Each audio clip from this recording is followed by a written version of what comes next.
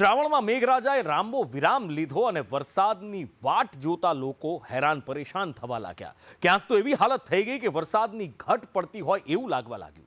પણ હવે આ વરસાદી ઘટ પૂરી કરવા મેઘાએ ભાદરવામાં જોર વધાર્યું છે. ઘટ પૂરી કરવાના ચક્કરમાં મેઘરાજા લાગે છે કે માપ ચૂકી ગયા છે. પંચમહાલમાં હાલોલમાં વાદળ ફાટવા જેવો વરસાદ વરસ્યો. એક સાથે 10 ઇંચ ખાબક્યો અને હાલોલ કાલોલના હાલ બેહાલ થઈ ગયા. જળતાંડવનો હાહાકાર, પંચમહાલ બેહાલ. અવિરત વરસાદથી હાલોલના પાવાગઢ રોડ ઉપર નદીની માફક પાણીના વહેણ જોવા મળ્યા. નીચાણવાળા બોમ્બે હાઉસ વિસ્તારમાં પાણી ભરાતા લોકોના જીવ તાળવે ચોંટ્યા. દેખી શકો છો કે જે રીતે અત્યારે વરસાદ વરસી રહ્યો છે ને સતત પાણીની આવકને લઈને જે રીતે આ વિસ્તાર છે જળબંબાકાર થઈ ચૂક્યો છે. આ વિસ્તારની વાત કરીએ તો જે રસ્તાઓ છે તેના પર નદીની જેમ પાણી વહેતું જોવા મળી રહ્યું છે ને લોકોની અવર જવર ક્યાંક ને ક્યાંક અહીં બ્રેક લાગી ગઈ છે. હાલોલના જ્યોતિ સર્કલ પાસે રસ્તા ઉપર નદીએ કેટલીક જિંદગીઓને મુશ્કેલીમાં મૂકી. તાણી જવાનું જોર કરતા વરસાદી પાણી વચ્ચે ફાયરની ટીમે દોરડા બાંધીને રેસ્ક્યુ કર્યું. બીજી બાજુ હાલોલના ફાયર સ્ટેશન રોડ ઉપર 2 ફૂટ સુધીના વરસાદી પાણીનો ભરાવો થતા એસટી બસ ખોટવાઈ હતી. વરસાદી માહોલમાં બસ બંધ પડતા મુસાફરો મુશ્કેલીમાં મુકાયા હતા. હાલોલના ગોધરા રોડ ઉપરની કેટલીક સોસાયટીઓમાં વરસાદી પાણી ઘરવખરીનો દાટ વાળી રહી છે. મેઘદૂત સોસાયટીમાં ઘરવખરીને મોટું નુકસાન થયું છે. વરસાદ રોકાતા હવે લોકો ઘરમાંથી પાણી કાઢવાની કવાયત કરી રહ્યા છે. પાણી ભરાઈ ગયા હતા અને અહીંના રહીશોને ક્યાંક ને ક્યાંક બહુ હાલાકી વેઠવી પડી હોય એવા દ્રશ્યો આપણે દેખવા મળી રહ્યા છે. આ ગોધરા રોડ ઉપર આવેલી મેઘદૂત સોસાયટીમાં જે વરસાદી પાણી ઘરોમાં ભરાઈ ગયા હતા અને આપ દેખી શકો છો કે છેક ઘરની અંદર પાણી ભરાઈ ચૂક્યા છે અને અત્યારે ઘર વખરીને પણ ભારે નુકસાન થવા પામ્યું છે. આપ દેખી શકો છો કે આ ઘર છે અને ઘરની અંદર જે રીતે આપ દેખી શકો છો કે કેટલું બધું પાણી ભરાઈ ચૂક્યું છે. આ સોફા સેટ હોય કે પછી અન્ય કોઈ ફર્નિચર હોય કે ઘર વખરીને જે રીતે નુકસાન થયું છે જેને લઈને અહીંના રહીશોનો આક્રોશ તંત્ર સામે ભારે જોવા મળી રહ્યો છે. વરસાદી પાણીએ ઘરે ઘરે નુકસાન કરતા લોકોની હાલત કફોડી બની છે.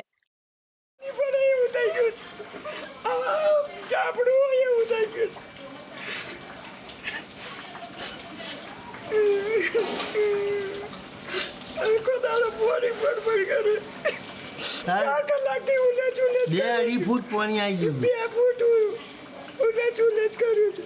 મારા ઘરની અંદર પાણી ભરાઈ ગયું, ફર્નિચરને નુકસાન થયું છે.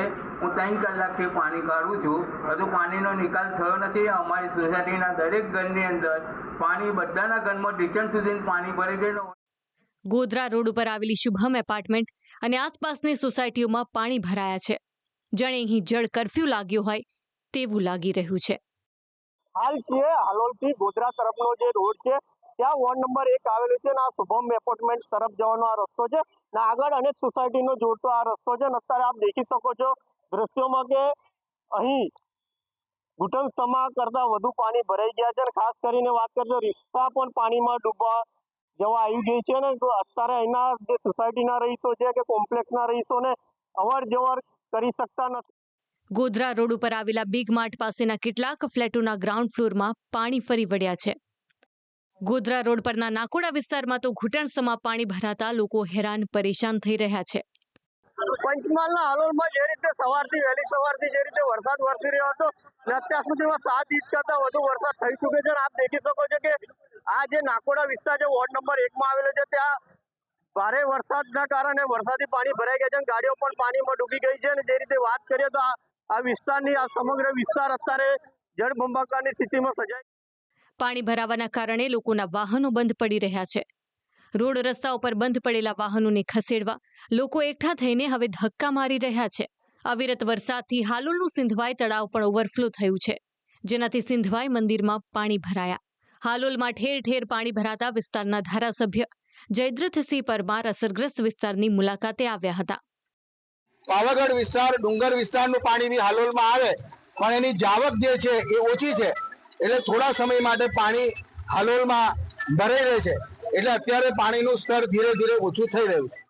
સ્થિતિ બગડતી જોતા વહીવટીતંત્ર દ્વારા SDRFની ટીમ બોલાવવામાં આવી છે.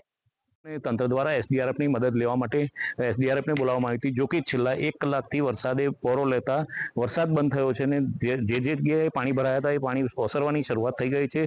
એસડીઆરએફની ટીમે આખા હાલોલ શહેરની વિઝિટ કરીને જ્યાં જ્યાં નીચાણવાળા વિસ્તારોમાં પાણી ભરાયા હતા એ વિસ્તારોની વિઝિટ કરી અને સર્વે કર્યો છે. જોકે હાલોલ ઉપર સવારથી મંડાયેલા મેઘરાજાએ બપોર બાદથી જોર ઘટાડતા હાલોલવાસીઓને મોટી રાહત મળી છે. પરંતુ આ મેઘરાજાનું નક્કી નહીં, ગમે ત્યારે પાછા આવી જાય, જેને લઈને હાલોલવાસીઓએ સાવચેત રહેવાની જરૂર છે. બ્યુરો રિપોર્ટ, સંદેશ ન્યૂઝ.